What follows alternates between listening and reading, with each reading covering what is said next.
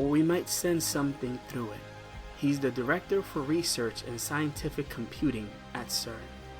One of your questions might be, for example, what are the applications of this? So imagine this. Imagine for $10, let's say, I could build a machine, like a little robot that had fingers and eyes and all that, and it could do your job better than you, no matter what it is, and I could sell that to your employer for, say, $15 and make a profit, instead of having to pay you $100,000 a year.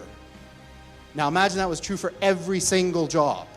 So that's what we're talking about here, is a complete and utter transformative change that of the likes of which has never been seen before in the history of humanity, making the Industrial Revolution look like a little tiny blip on the path that humans have taken from when we emerged from the ooze a few billion years ago.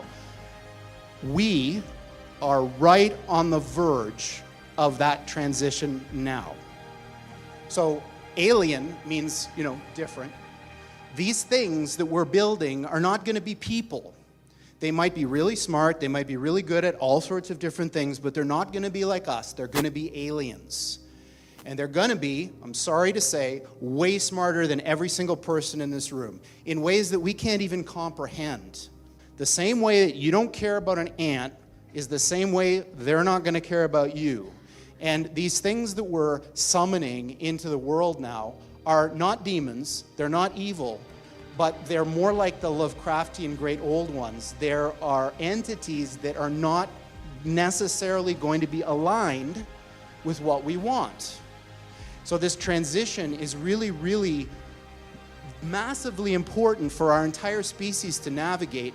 And going back to that thing that Sam Harris was saying, nobody is paying attention.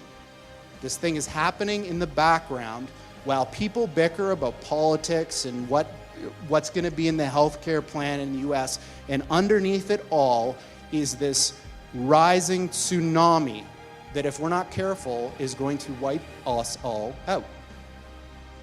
These are from our lab in Burnaby in British Columbia. From the outside, they look like giant black monoliths. So if you have the opportunity to stand next to one of these machines, it is an awe-inspiring thing, at least for me. It feels like an altar to an alien god. They really are impressive machines.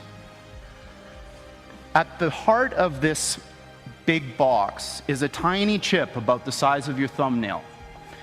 And on this chip resides all of the wonder and magic that makes this thing go.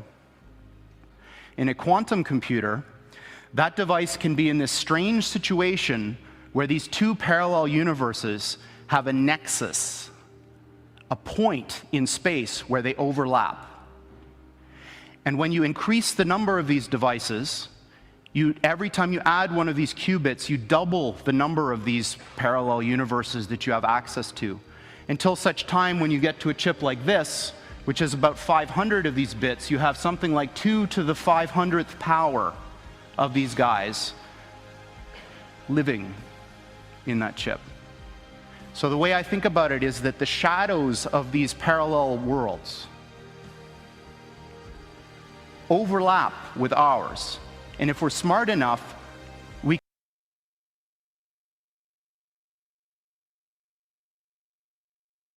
can dive into them and grab their resources and pull them back into ours to make an effect in our world. Now, this may sound very odd to you and bizarre, and in fact, I am using language that a normal theoretical physicist probably wouldn't use, but this is, what I'm telling you is absolutely correct and in line with the way that these things actually work. So CERN believes that we can send something through it or receive something through it. It's no different from what you've seen NASA do. They've sent satellites into space with different languages welcoming them and saying, "Come here, we're here for you." They've tried everything. And of course, the way that they describe space itself, the way that NASA describes the whole thing is with a bias to themselves because they're going to describe to you what they consider space, right? But that's for another topic another day. Either way, they're trying to access interdimensional beings. And some describe when they enter into these type of meditative states. Because here's the thing. If it was that you and I are getting high and we're doing some DMT together and we both see the same thing, that could be, hey, coincidence. But is it coincidence that every person who tries to do these types of drugs all over the world see the same beings? And as I mentioned to you earlier, this is the same lie repackaged to us in our modern day society based